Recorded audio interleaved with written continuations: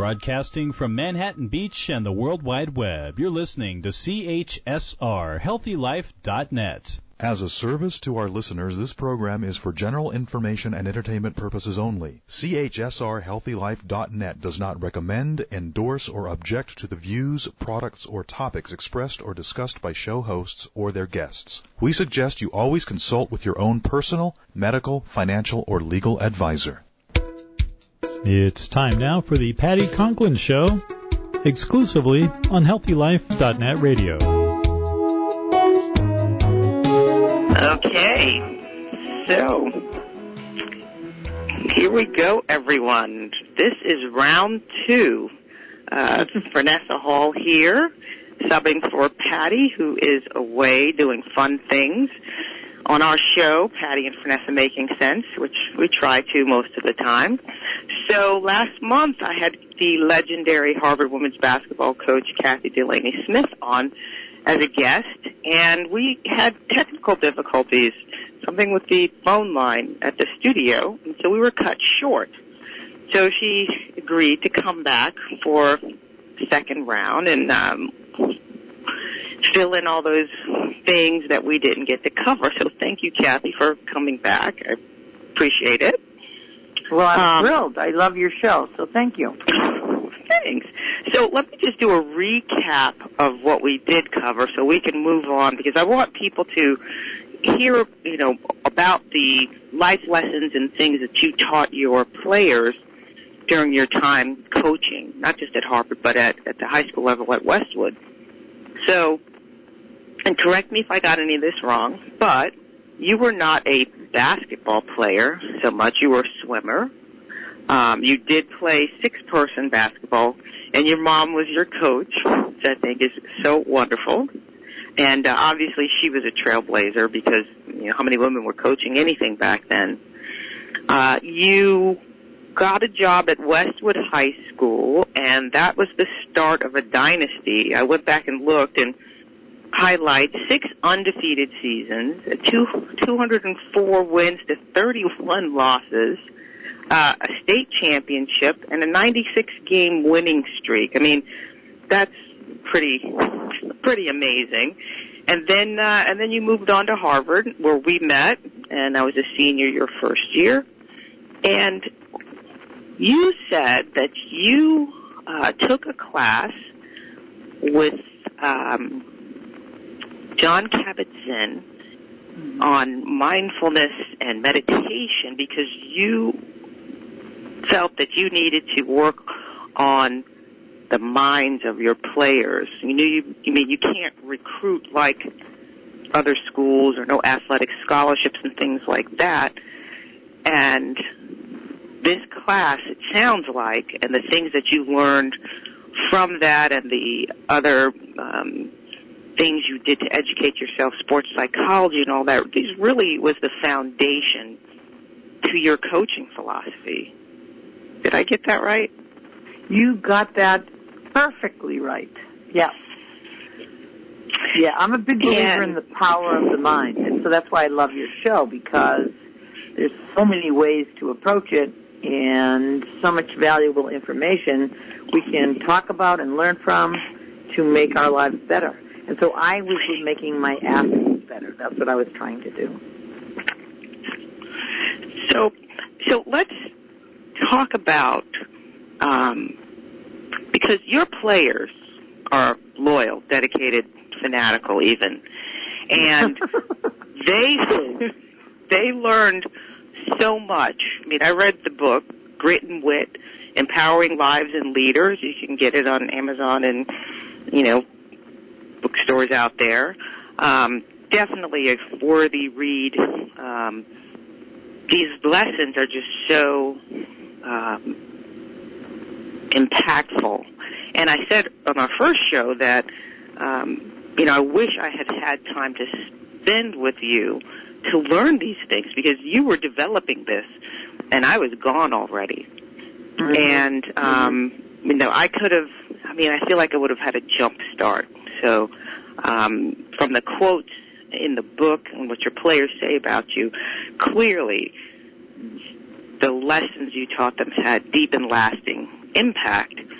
And so one of the things that we didn't cover last time, I think we started with act as if. And just touch base on that just for a second. Yeah, act as if is something I found myself doing my entire life as a very quiet, no one can believe this about me, quiet, not confident, and even introvert, lacked confidence in every aspect of my life. And that's painful when you're, and I was on the road trying to be perfect, trying to get straight A's, trying to be a people pleaser like the same road many women go down. And it was exhausting, it was tiring, and I found myself acting as if, I believe I learned it from both my parents. You can do it, Kathy, put your big girl pants on and just get tough and do it. And so I came from the tough camp, the Delaney family tough camp. And so I found myself acting as if in many aspects of my life, including going off to college and being very fish out of water and very uncomfortable. And so act as if, I acted as if I was good enough to be there. I acted as if I had the skills that I needed to perform or to teach or to coach. And it wasn't until I dove into sports psychology and John Kabat-Zinn and the power of the mind that I learned, so I gave it a name. I gave it act as if, and I can't remember who I stole it from, but it was clearly stolen from someone, and I cannot remember who that was. And it's not fake it till you make it, although it's quite similar, and it's semantics. It doesn't matter. But act as if is proactive. It's an intention to act as if you have the qualities or the skills that you want to have. And in doing so, you get there faster. It's not fake it till you make it, which is reactive. It's not faking it because I'm reacting to a situation. So it's a little more positive, and you can call it whatever you want. I love act as if. Yes, and I believe, if I remember reading correctly, that it's a creative thing, and it involves your entire being, so that when you're in whatever situation, you don't have the body language of a negative body language, a negative facial expressions, and negative self-talk. That's right. So it's the all of you is buying into, yes, I can do this, and I'm going to act like I already have it. It really reminds me of a little bit Esther Hicks-ish, asking it is given. And so you put that thought out there, and then you step into belief, and then you get the feeling of already having or already accomplishing what it is that you're asking for. And I think this is part of that, because you're using your whole body in this situation and acting as if you already, as you said, have the skills or whatever. I love that. Yes.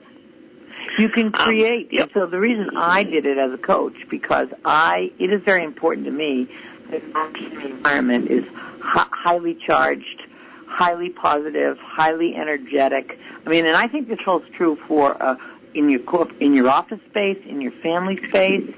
And so you create a culture that allows you to, one, enjoy it more, and two, perform better. And so, I mean, I have done talks, leadership talks, and I have done, classes, Zoom classes where, it's I guess it's a new concept, but I didn't think it was new. And you can use it in every aspect of your life to create your inner circle and your environment to be what you want it to be. On a team and in a family and in an office, it only takes one to be poison. It only takes one to destroy that environment. And so if you present and use act as if, it's quite powerful. Yes, I totally agree. And it's You know, and it really is a mindset. And, I mean, just as simple as, you know, I was working with an underwriter, and she's like, I'm so bad at doing this. You know, I can't do that. I'm good at math, but this is... And I'm like, stop saying that. Yeah. You can do it. That's right. You know, just have that confidence like you have with math. Break it down into little steps and do it. You know, so I love that. I think that's one of the key lessons in life. But the other thing that was also in that chapter, I believe, or the next chapter, was perfect is boring. Now, because it is, Frenesa. Trust me. I thought you were perfect, Kathy. You're not boring. Well, no, honestly, there was almost a chapter in the book that said reasons I should be fired. So, you know, don't misunderstand that my alumni and my players who say wonderful things about me, in the very next breath will remind me what I did wrong. Yeah. So tell us about perfect is boring. I mean, how does that work into molding a team? Yeah. So I was that. I honestly lived probably 25, close to 30 years of my life trying to be perfect, trying to win everything, trying to be perfect. And ironically, I end up at a school like Harvard where, and I don't know about you, Frenesa, because you were an old, wise senior when the only year I coached you. But every young woman and everybody at Harvard, I would say a lot of them have that, and I'm going to call it a disease, have that yearning to be perfect. They were the stars of their high school, the stars of their town. They got straight A's. They got the highest test scores, and it's hard to, now they come to Harvard and they are not the best of the brightest. They, and I felt I had to unwind a lot of these young women because I believe when you learn how to embrace your mistakes, you take risks and you can reach a much higher level of peak performance than you would otherwise reach. If you're trying to be, I would send players out and I never yell at them. I go, well, you don't take risks. You're not growing. You're just flatlining. Make a mistake. Learn from that mistake and you'll be surprised how much you'll grow, how much better you'll be. Oh, yes. Yes, perfect is boring. I was definitely an anomaly. I didn't try for perfect, not in school. Just wanted to be good. Wanted to do well, wanted to do my best. But I didn't have that idea of, doing everything just right. And I would say most of the people that know me know that I'm a bit of a risk taker. Yeah. I don't think I never thought of you on that road, Frenesa. No. Yeah. So anyway, but yeah, I think you're right. I mean, there were definitely people that I played with that were wound so tight, and had to take time off from school and kind of decompress from a lot of that, and a lot of it was self-inflicted. There might have been family expectation for people to do well, but they took it to this higher level, and I believe missed out on a lot of fun in school trying to be perfect. Miss out on life because you can't stay present. If you're trying to be perfect, you're always either worried about a mistake you made or a mistake you're going to make, and so you're not present. Right. And if you're not present, then the shit. Can I swear the shit hits the fan? Really? So. Well, you can't. Well, we know that the only moment you have to do anything with is this moment. Mm-hmm. And if you're stuck in the past or thinking about the future, this moment has gone by and you've squandered it. And perfect is boring. I mean, some of the best things have happened out of mistakes. And you miss out on that possibility because you have blinders on and you can't even see this other possibility, but you fall down and you get back up and you're like, oh, well, that wasn't so bad. I mean, it really does change things. And I think this is a lesson that I learned, because you talk about it in the book, you impact everyone around you, even though you don't know it. And years after I graduated, one of my teammates said something to me like, I don't remember the exact words, but essentially it was, oh, you were such a role model for me. And I'm thinking, what in the world? I was some kid, running around, just living my life, clearly self-absorbed to some degree. And I looked at her like she was out of her mind. But, when we talked about it more, and then it's like, wow, I was blown away. And I think it really opened my eyes to just how your presence can impact people, and to be mindful of how you show up. Right. And That's also right. to show up, and I'm just so happy that I was nice to her. I mean, I was nice to everybody pretty much, but it's just like, wow, but, to have some empathy and I think we need more of that, but it really struck me, and so this is just very true, and I think that, in a team, you're spending so much time with people, and right.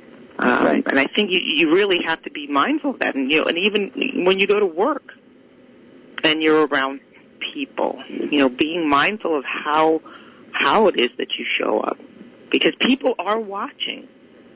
They're not necessarily saying anything, but they're watching. So, and also with this was be selfless. I think on a team, I think those are the teams that do the best, because you don't have the, they say something like, you can get anything done as long as you don't need to get credit for it. That's right. Right? Those are my favorite leaders right there. Like, you don't need the credit. The people that need the credit are less effective leaders. Right. Right. Well, they suck the air out of the room. Say that again?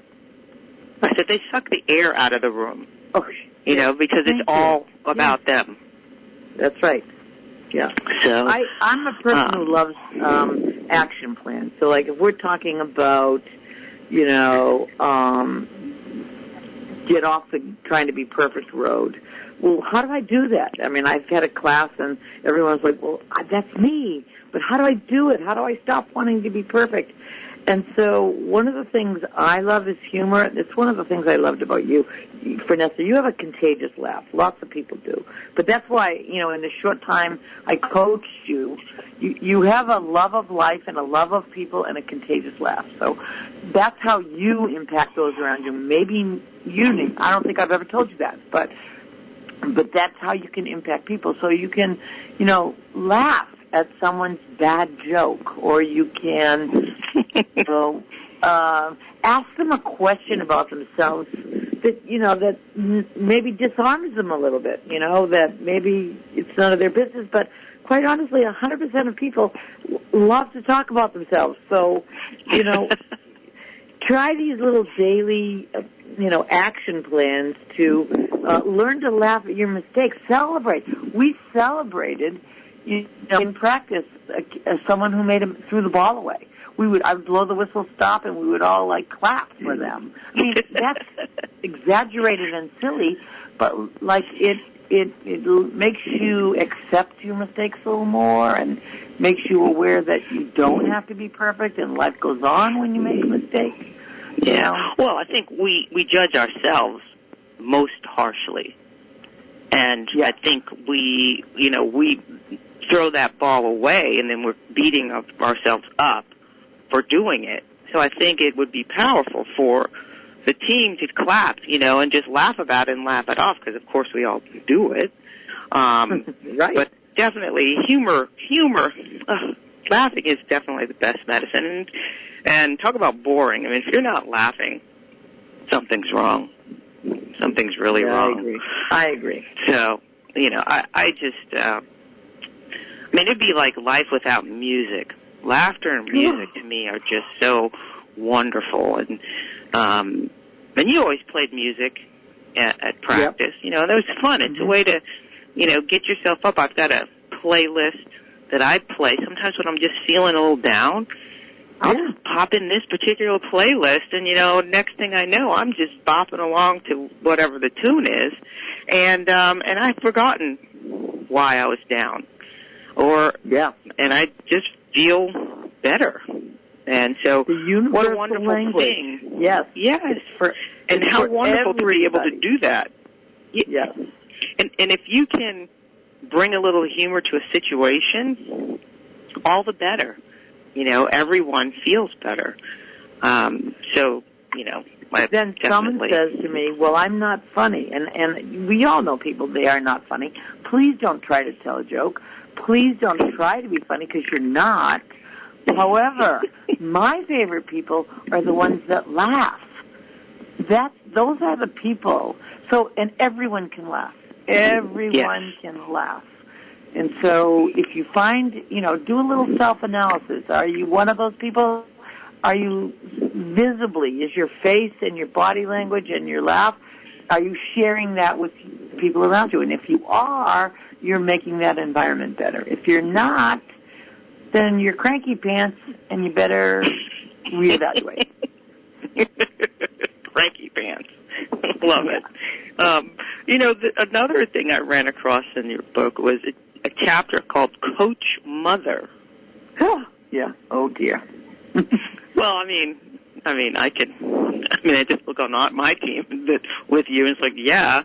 But, I mean, you know, we all need some mothering from time to time, and go through hard times, and sometimes feel isolated or don't have someone that you can talk to for whatever reason. So definitely I can see that. And then you are a mother. I mean, you've got a kid, and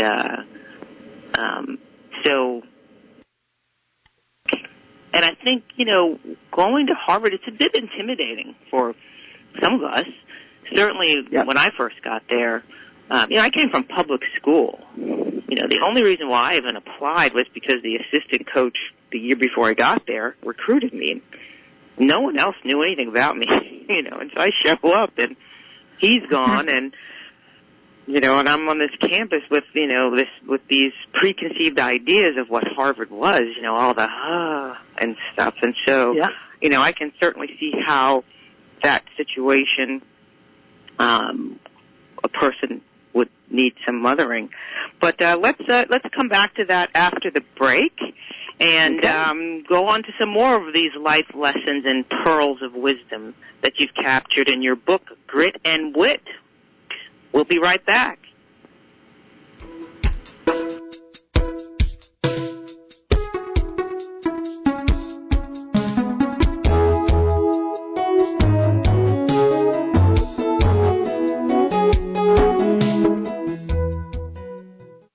Want to get that man or woman out of your mind? How about being in the right state of mind for getting that job promotion, or staying positive to help boost your immune system? Want to break those old habits? Then it's time for an emotional cellular cleansing with Patty Conklin. You'll get a private 3-hour session in person, by phone, or by Zoom, with 3 months of follow-up appointments, plus email support. But you'll have to do the work, and homework materials are included. Find out more, or to book your appointment, visit pattyconklin.com. That's pattyconklin.com.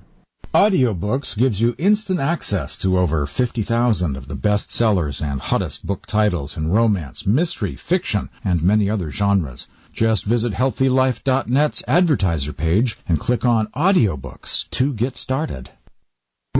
Where positive people and radio unite. HealthyLife.net.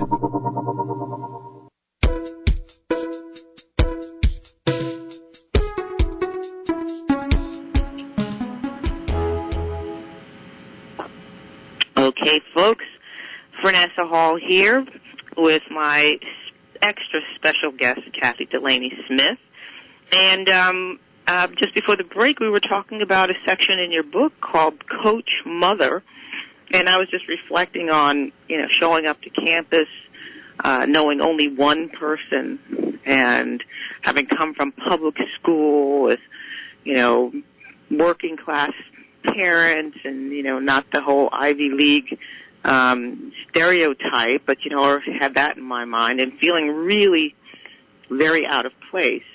Plus, I think, as you were describing earlier, the people who have historically been the best at, in their class and best at this and that, and then going to a place like Harvard and, your best is, average at best. I imagine that there was, a lot of adjustment for some of the players that you had.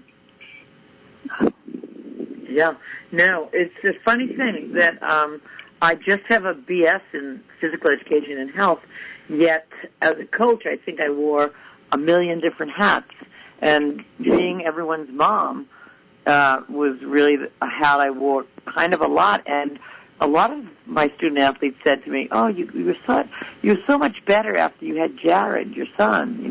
Like having a son did something to me, like softened me, or and now, but talk to my son, and he'll just say, "Ma, stop coaching me." So, it's a fine line that a coach has to wear. But I do feel that the longer I coached, the more I always wanted to hug everybody. I always wanted to fix their problems. I always wanted to play them, even though they don't know it. I wanted to give them all the playing time they wanted, yet couldn't. And so the mother in me, always had more empathy than maybe some other coaches, I guess. Yeah. Mm.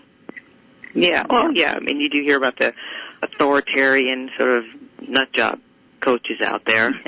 I wouldn't put you in that category. No, thank you, Frenesa. Although some would. Some, when I get to that lineup, and then I make you run till it's probably not healthy. That was discipline. That was, I don't know. My mother used to spank us, so there you go. Yeah, well, running wind sprints or getting spanked. Well, you know me, I might just take a spanking. I love wind sprints. Yes, I do know you. I do know that about you. Anyway, so let's move on to yes, please. Cultivate confidence. I kind of put that one with act as if, because I feel like act as if is the method to develop confidence. And when you have a little win acting as if, then you've got more confidence to keep stepping deeper and deeper into that acting as if. And I also think, perfect is boring plays into that too, because I think you gain confidence when you fail, and then you get up, and then you're able to do it. And then it's like, wow, I've come a long way. I couldn't do that. I mean, I'll give you a great example. I play the bass in a band. I got a gig tonight, actually. And I got so frustrated trying to do this song, Stevie Wonder tune, Master Blaster. Really? And it was just like I was banging my head against the wall. And then finally I slowed it down, and I just did it slowly and just said, I can do this. I literally said to myself, I can do this. And so while I'm not at a point where I can play it as fast as the song is like 131 beats a minute, and I'm up to 112, sometimes 115 beats a minute. But I can do it, and I can do it well enough that I can actually play with someone else and do it. And, that achievement, it's like, oh, okay, now I'm going to get it up to 120. That's my new goal, 120 beats a minute. And I think that, failing and not giving up is one of the best ways to develop confidence. Because once you break through and you can do it, that's just a fantastic feeling. Yeah. So, well, we totally felt when we wrote this book that all these chapters, it was hard to separate the content. Well, what chapter are we going to put this in? Because they're all connected. And you're 100% right. Act as if is so connected with having confidence and building your own.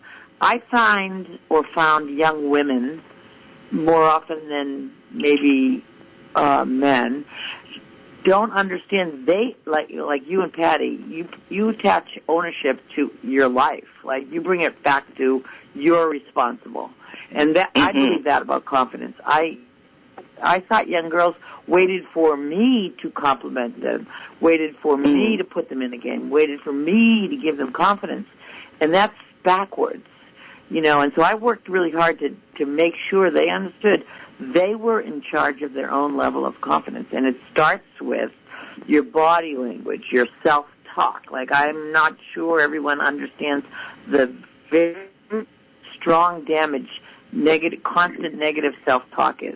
It goes into your self-conscious, and then that's how you operate. That's your operating system. And if you have filled it with, hours and hours and hours and years of negative self-talk and self-thought, then what comes out is not going to be confident. It's not going to be positive.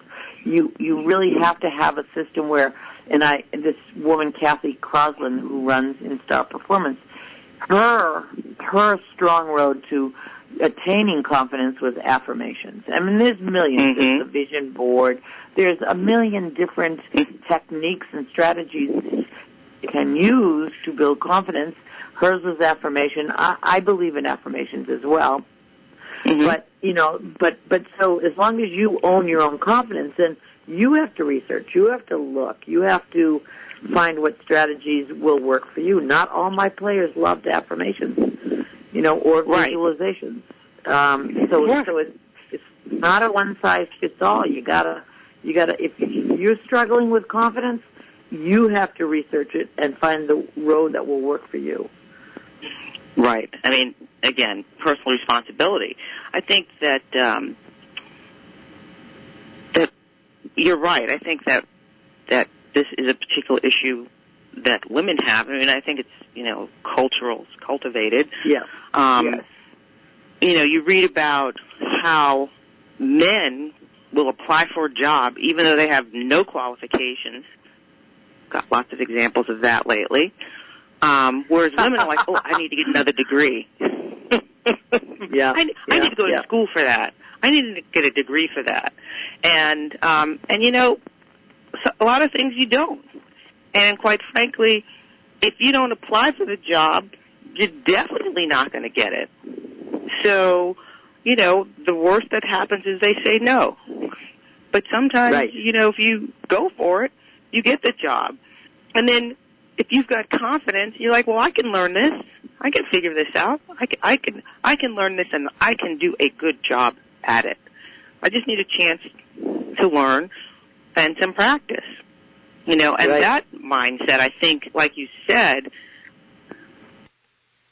to push yourself further along, because now you're stepping out, that edge of that comfort zone. You got to get past that comfort zone, and it's just amazing what you find, and what you find from within. Like, oh, I have the whatever to do whatever this is. Which then, of course, the more you do it and the more you step out into that uncomfortable place and realize you're not going to die, you're like, I can do this. So, got to take another break. These sessions go by so fast. So we'll be back, folks, in another few minutes and carry on.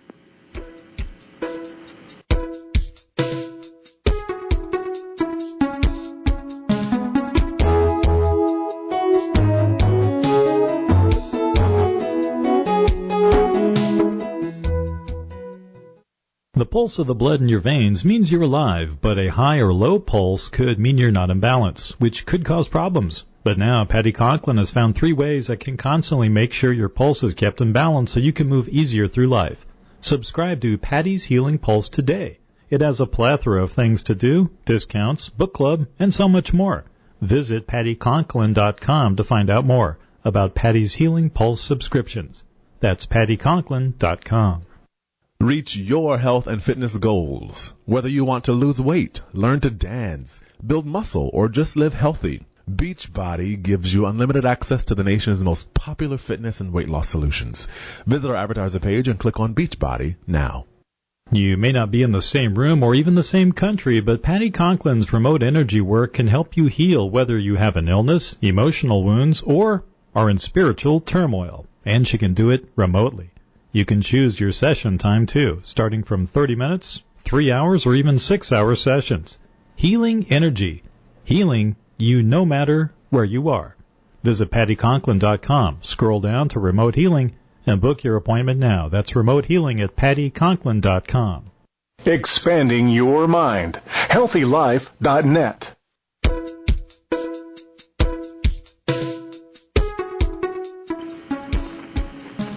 Okay, folks, we are back, and it's Frenesa Hall with Kathy Delaney Smith, and we were talking about one of your chapters called Cultivate Confidence, and we're talking about the affirmations and vision boards and different things that people use to help themselves, and we touched on self-talk a little bit, but I'd like to go back to that because I think self-talk is one of those things that people don't, sometimes people aren't even aware.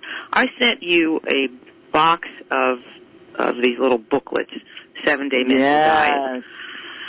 A friend of mine sent that to me, and I remember reading it and then trying it.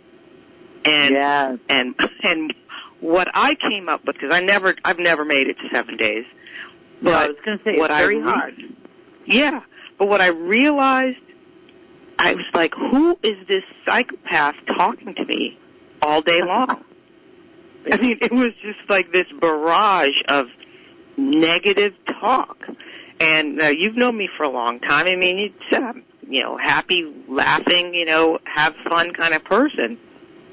And so I was horrified, to hear this voice, because I was paying attention to it. And I think what happens is we are so used to that voice in our head and thinking that voice was our own voice. And it's not. It's some nut job. And that person, that narrator, is not you. And if you soak in all of that all the time and don't counteract it, you are actually changing the chemistry of your body. You're changing your physiology. And if your thoughts are negative enough, you can create disease. You can create symptoms, and you can create disease. Yep. And so from as a physician, learning this really changes how you think about caring for people. Because and I've had patients say, I'm going to die. And I'm like, hey, we got you. You're in the hospital. We're doing all the things. Your tests are coming back better. No, I'm going to die. Well, damn it, they died. Yeah. It was like they had that belief, and I guess they said it to themselves enough, and they did. And 50 years later or whatever, it's like, wow, this is way more powerful than we really give it credit. And so that self-talk. So, folks, the booklet is The 7-Day Mental Diet. It's by Emmett Fox. It's like $3.50 on Amazon. Get it. Try it. Yeah. I think you'll be surprised. Very powerful. And we get to choose whether we listen to that voice or not. That's, again, like I said, personal responsibility. Recognizing that you can change your thoughts. Yeah, Kathy Crosland, the reason I got so connected to her, she does corporate leadership, but she was at a conference I was at, and she explained it this way, which I thought was so powerful to me. Your subconscious is your computer. And so everything you say, everything that's said to you, every experience you have goes into your subconscious / your computer. Your subconscious does not know what is true and what is not true. It doesn't filter true or not true. That's why you can feed it positive self-thoughts, positive talk. You can feed your computer and counter all of the negative experiences that are also going into your subconscious. I found that to be very powerful, so that every time I say, I think, or I'm going to miss this shot, or I'm not healthy, I'm going to die. Whatever you're feeding, and you're unaware that it's going into your subconscious and staying there. And that's why it turns into illness and death and disease.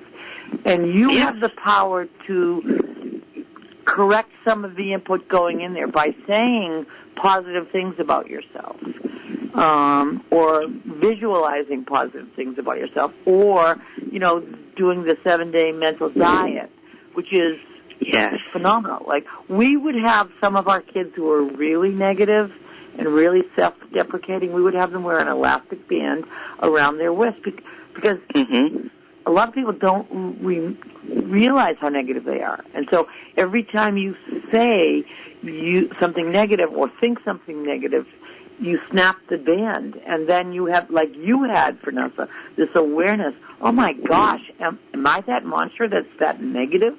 You just don't, until you force yourself to the awareness, you can't correct it, I suppose. Yeah. But you have to be aware first. I mean, then that gets back to John Kabat-Zinn and mindfulness. Yeah. If you don't stop and get quiet and pay attention and listen, then that voice is so close to you, you think it's you. Yeah. And when you get quiet and just sitting by yourself, you can notice that. You can notice it, and seeing it, knowing it, and going, that's the first step to correcting it and recognizing that, what, that thought, let's pass that one along. Let's replace it with something that actually enhances my life, makes me feel good. And also, all of this is these emotions, these thoughts, they're trapped in your body. If Patty were here, she could tell you about it, because she sees the energy, the negative emotion trapped in your body, and helps people move that. But the body knows. The body remembers. Yeah. Always. And so, you put these things in your mind, but they're going to be stored somewhere in your body. And you talk to a massage therapist, they'll all tell you. They'll massage someone and they'll hit a spot and the person will just burst into tears. Not from pain, but from whatever that emotion was that was trapped in that part of their body. And trapped emotions that don't get cleared out, absolutely 100% cause disease. I mean, if you study any of Louise Hay, she goes into that to detail, and it is just so true, which gets back to we are responsible for what we think. We're responsible. I mean, the thoughts might pop into your head, but you dwelling on them is your choice. And so we can say, that thought doesn't serve me. I'm replacing that with, yes, I can do this. That negative Nelly that's telling me I suck, you know what? I don't suck. I'm good. I can do this. I got this. And that's a whole different feeling. If you're home right now and you say, I suck, see what your body feels like, and then say, I'm great. I got this. You feel it. You can feel it. Just something as simple as that. So, and includes body language too. The whole power pose, sports psychology, all those experiments and research done on power poses and facial expressions, they work. Yes, because the body knows. Yeah. The body knows, and so the body has to be involved in it. So, I think we're supposed to go to break. Yes, we are. So we'll be back shortly. Okay.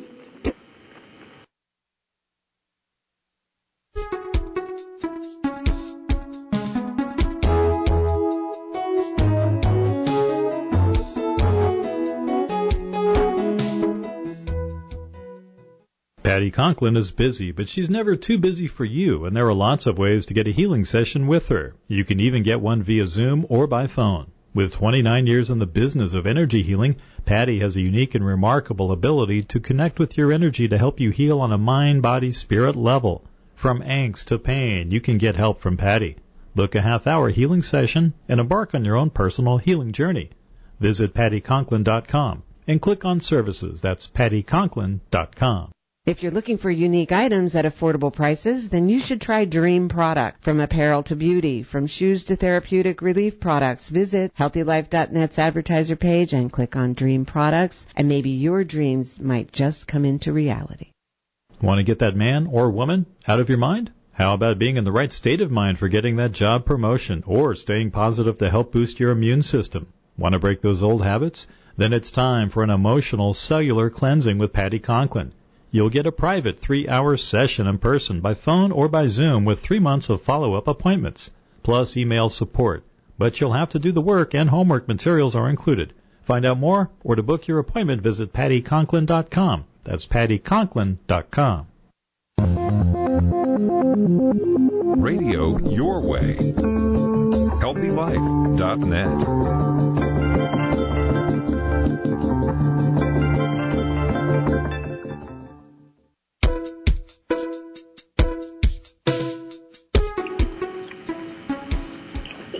Okay, folks, we're in our final 8-minute segment.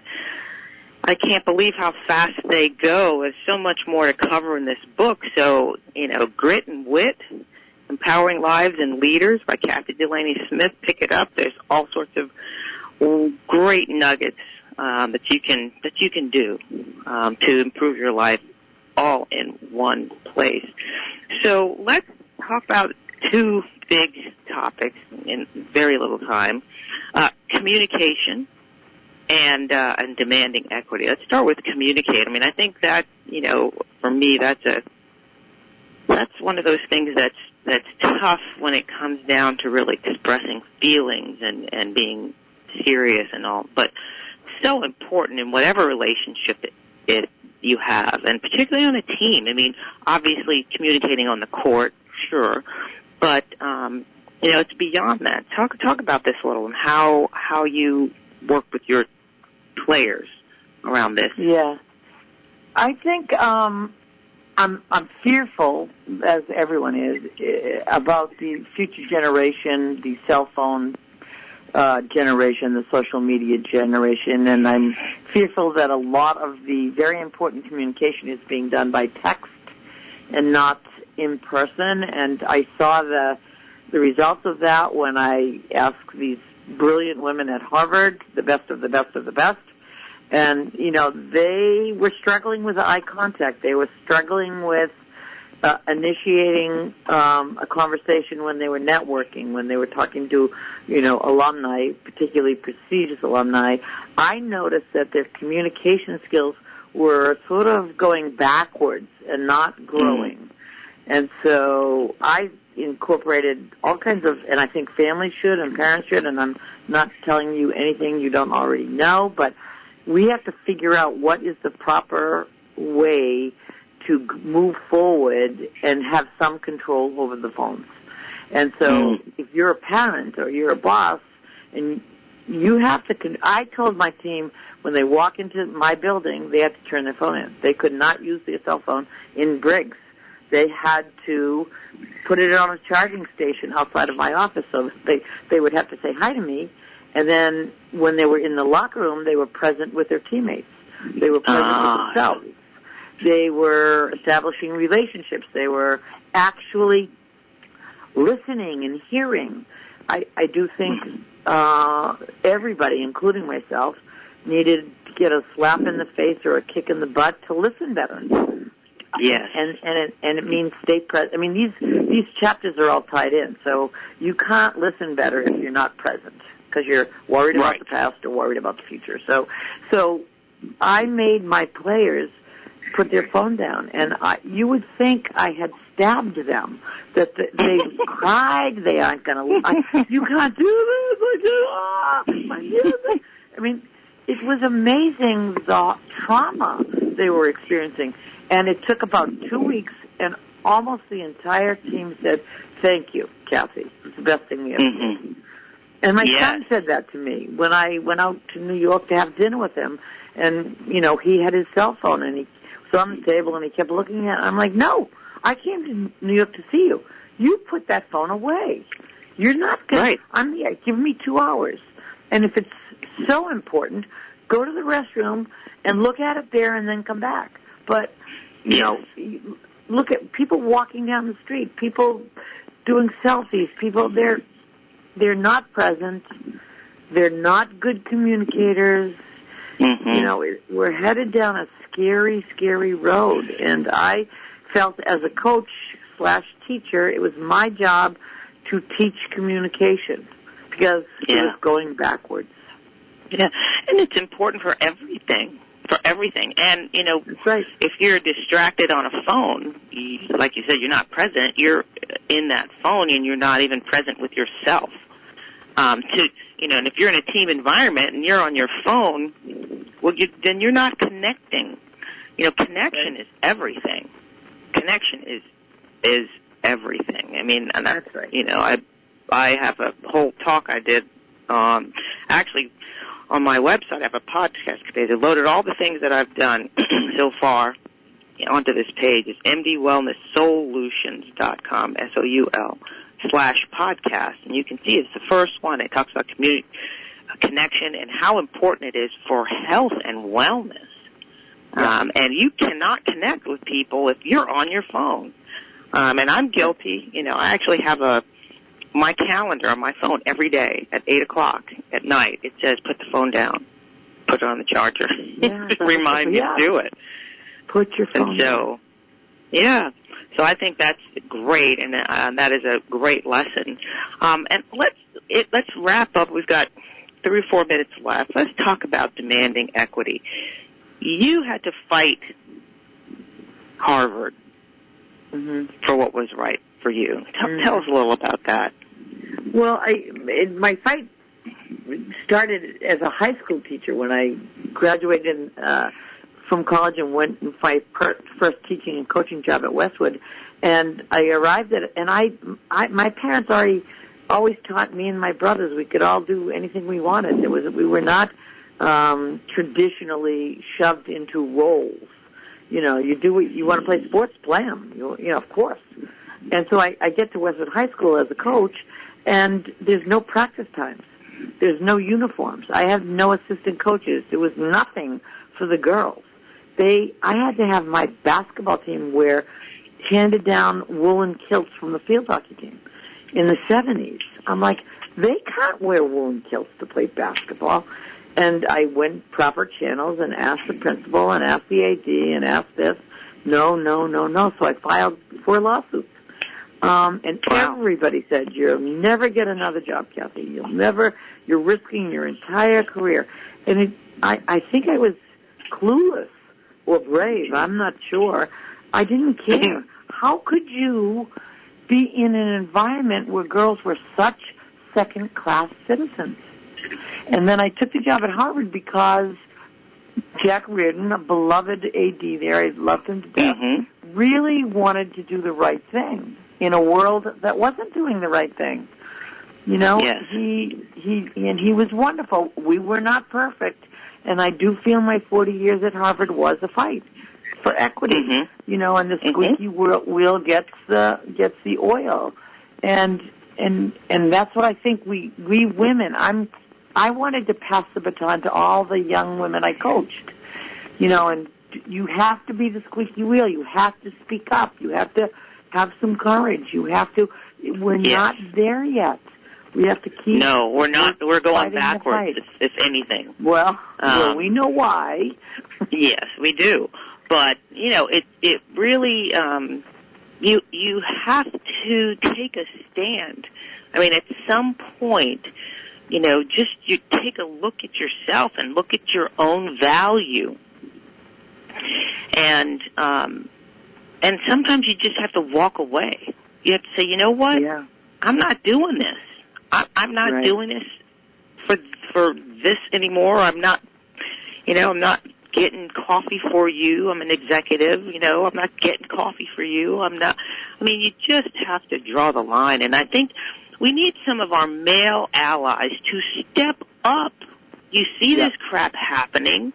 You need to step up too and call these people out, And what the irony is that, most of these people, if you said, well, what if it was your daughter? They're like, well, that's a different story. And it's like, what is wrong with you?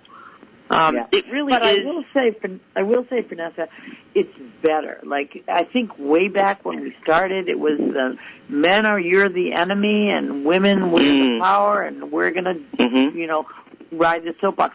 It's so much different now. There are, not enough, not all, but there are so many more allies. And I think all of the people, all of the women especially, but all of the people who are fighting for equity, you have to do it without treating men as if they're the enemy.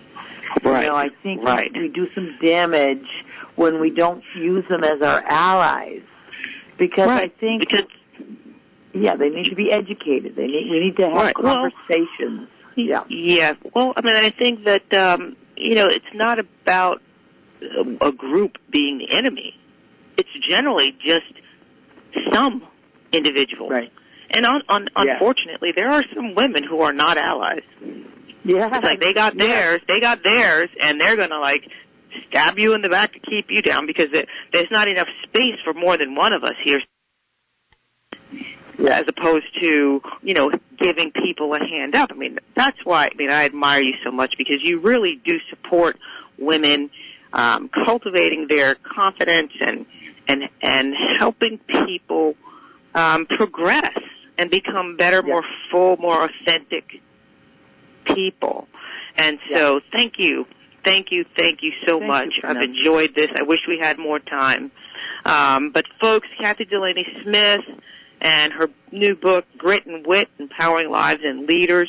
Also, KathyDelaneySmith.com if you want to know more about her, if you want to book her for an engagement, a speaking engagement, or, I don't know, maybe you do coaching seminars or camps or whatever, but they can go to your website to reach out. Thank you so much. I really appreciate it. Thank you, Frenesa. You and Patty doing valuable work. Keep it up. Okay. Thanks so much. And folks, we'll see you next week. Don't miss it. Tina Lifford, Inner Fitness. Kathy, you'll love this. It's going to be a great show. It's just Inner Fitness Project. You can check it out, but I'll be interviewing Tina Lifford, the creator, next week, and that's going to be another great show. Okay, bye, everyone. Take care. You've been listening to the Patty Conklin Show on HealthyLife.net radio. To listen to it again or share it with a friend, visit HealthyLife.net podcast on demand link on our homepage and click on Patty Conklin.